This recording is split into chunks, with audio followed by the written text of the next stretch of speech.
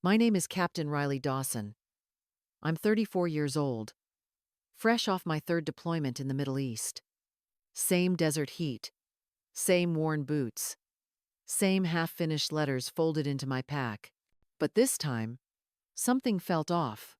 I couldn't explain it, just a pull in my chest like gravity had shifted. So I didn't tell anyone I was coming home. No welcome signs, no airport hugs, no surprise videos to post online. I turned in my rifle, boarded a flight, and crossed 11 time zones in silence. When the wheels touched down and I stepped onto American soil, it felt like I was stepping into someone else's life. I didn't even call my parents. I just headed straight to my grandparents' house in Cedar Glen, Virginia. That old place was more home to me than anywhere else. And something inside said I needed to be there. Not next week, not tomorrow, now. The sun was setting low behind the Blue Ridge Mountains when I pulled into the gravel driveway. The porch light was off. That was the first bad sign. No movement behind the curtains. No soft hum of a television or the clink of dishes in the kitchen. Just the heavy stillness of a house that had forgotten how to be lived in. I knocked twice. Nothing. Tried the doorbell, waited. Still nothing. That old brass key was still on my keychain. My grandfather had given it to me when I was 16. Said if I ever needed to come home, it would still work. It clicked like it never left. The door creaked open, and I stepped into air that didn't feel right. Not dirty, just stale. The kind of silence that presses down on you, like the walls are holding their breath. The scent was faint and clinical, like plastic tubing and antiseptic. The living room was spotless, remote lined up perfectly with the coaster. Blanket folded on the couch. A framed photo of the two of them sat slightly tilted, like it hadn't been touched in weeks. I called out, no answer. My voice sounded too loud in the emptiness. The kitchen was just as neat. A single coffee cup in the drying rack. No signs of breakfast. No grocery bags. No fresh fruit on the counter like there used to be. I walked down the hall. Her garden boots sat by the back door. Clean. Unused. The bedroom door was cracked open, just enough to let the dim light spill out. That's when I saw him. My grandfather was in the hospital bed we'd set up after his last stroke. Pale blue sheets tucked tight. His body sunken, wires snaking around his frame. Machines blinked quietly. Oxygen hissed in slow, steady rhythms. One monitor let out a faint beep, like a metronome counting down. He wasn't awake. One eye is halfway open. His jaw was slightly slack. Hands limp against the blanket like they'd forgotten how to move. There was no nurse, no aide. No one is sitting with him. Just machines, tubes, and the echo of my own heartbeat in my ears. I walked closer, bent down. Whispered his name. He didn't flinch. There wasn't even a glass of water on the table beside him. No flowers, no notes, no sign anyone had been here in days. My hands shook as I adjusted his pillow. Wiped a line of dried saliva from his lip. The skin on his forehead was warm, but too still. That's when the cold realization hit me. He'd been left like this, alone. I pulled out my phone, half hoping maybe I'd missed something. A voicemail from my mom. A text from my dad. Anything. There was nothing. Just one fresh post on my feed. An hour old. My parents.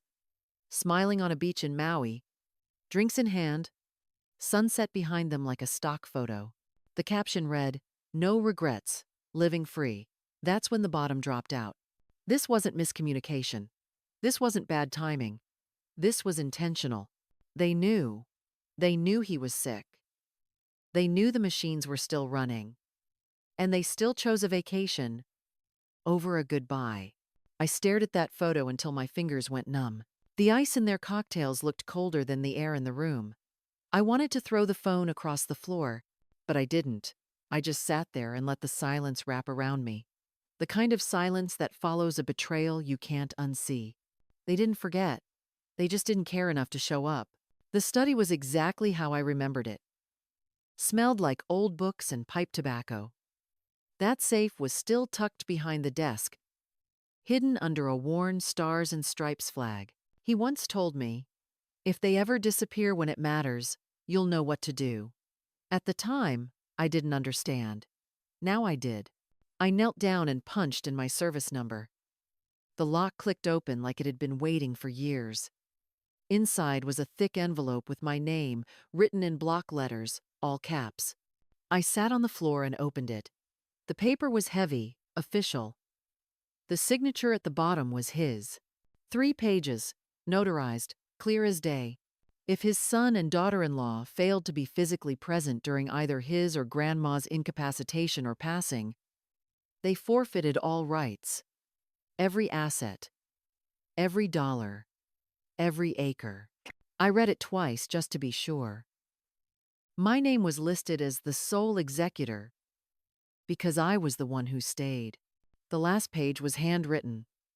Short, direct, no guilt, no second chances. They chose the beach. You chose the bedside. I didn't cry. I didn't smile. I just sat there, holding proof that someone still believed showing up mattered. The will was crisp and unapologetic. Not a single word wasted. It read like orders from a man who had spent a lifetime knowing exactly what mattered. If his children failed to be physically present within 48 hours of his or grandma's incapacitation or death, they lost everything. No exceptions. No appeals. In that case, all assets would transfer to me, Captain Riley Dawson, the granddaughter who showed up. It didn't say anything about love or loyalty. Just one word stood out, printed in bold at the close of the paragraph. Presence. He didn't care about bloodlines. He cared about showing up when it counted, being there when it was hard, not just when it was convenient. That word hit harder than the inheritance. Presence. It said everything he never had to say out loud. I wasn't just a name in a legal document. I was his legacy, not because I shared his blood, but because I shared his values. As I sat there, papers spread across the desk. Something shifted in me. The sting of being forgotten faded. What took its place was something heavier, but cleaner. Responsibility. Respect. A quiet pride. He had trusted me to carry this weight. Not just the money, not the land, but the story, the choice. Presence over blood, and now it was my turn to act like it mattered. By the time the hospice nurse arrived, my phone had racked up over 300 missed calls, all from my parents, their lawyer, and even a cousin I hadn't heard from in 5 years. None of them was here. They hadn't booked a flight, hadn't called the hospital, but they had found time to leave. Long voicemails full of guilt, confusion, and thinly veiled threats. One message ended with, "You don't know what we're going through." I listened to it once, then deleted it. If they wanted sympathy, they should have shown up. The nurse explained everything gently, what would happen, how long it might take, and what comfort care looked like. I nodded. Steady. Then I signed the form. The machines would stop, the air would still. My grandfather would finally get peace. I pulled a chair to his bedside, took his hand, now thinner than I remembered, whispered, "I'm here. You don't have to fight anymore." His chest rose slowly, then again, then once more. Then it stopped.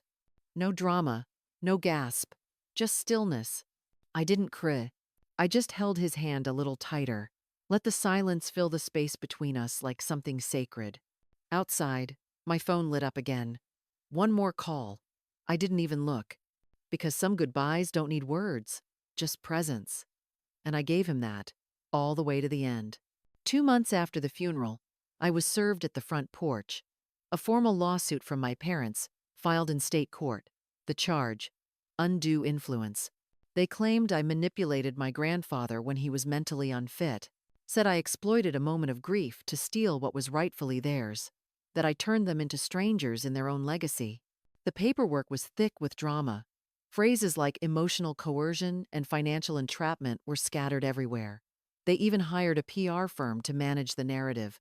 Articles popped up online, anonymous sources, quotes about a militant granddaughter with control issues. They walked into the courthouse with 2 lawyers each.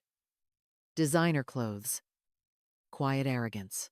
like this was just another brunch meeting. I wore my uniform. Not for effect, for truth. Inside, they sat like they owned the room.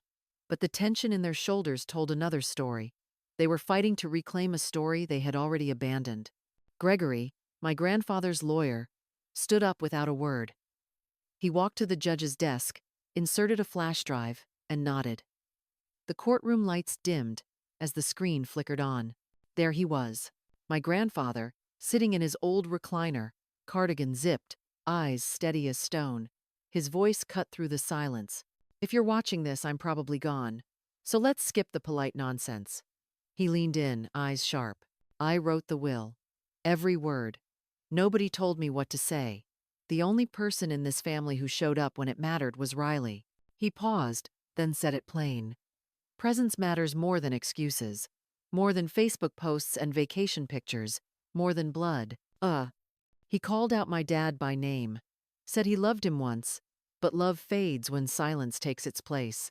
Then he ended with, "This isn't about fairness. It's about truth." The screen went dark. For a moment, nobody moved. Then the judge leaned forward. "Do the plaintiffs have any counter evidence? Medical records? Testimonies?" Their lawyer fumbled with papers, but there was nothing. The judge didn't drag it out. "Captain Riley Dawson is the rightful executor and heir. Case dismissed, with prejudice." It was over. No applause. Just truth. Standing tall in a room built to hold it. The dust hadn't even settled from the court case when I made my decision. I wasn't going to sell the house. I was going to turn it into something my grandfather would have been proud of. We called it Halstead House, a nonprofit center for elderly veterans with no family, no visitors, no one left to care. The kind of people who served, then got forgotten. I used the savings, the land, every dollar he left me.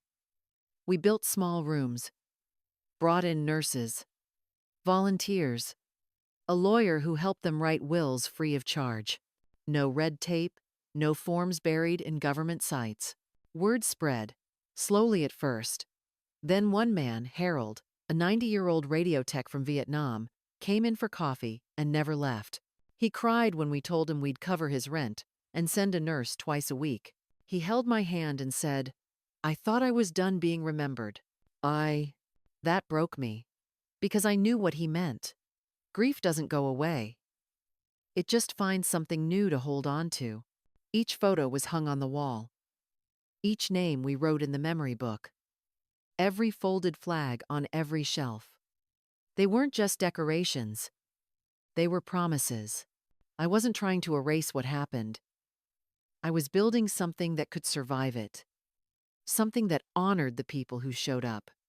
Even when nobody else did. It was quiet at the cemetery that morning, the kind of quiet you don't get anywhere else.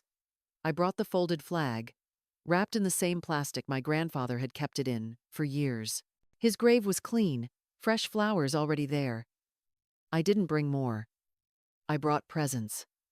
I knelt down, touched the stone, and whispered, "I kept my promise." A voice behind me said, "You were his."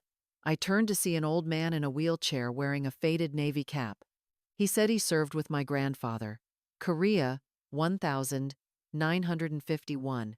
We didn't talk much, just enough to know we shared something solid. I handed him the flag, told him it was his now. Because my grandfather wouldn't want it gathering dust, he'd want it remembered. The man saluted. I did too. No big words. No tears. Just a quiet passing of weight. From one soul to another. That was the goodbye my grandfather deserved. And I think, somehow, he knew it.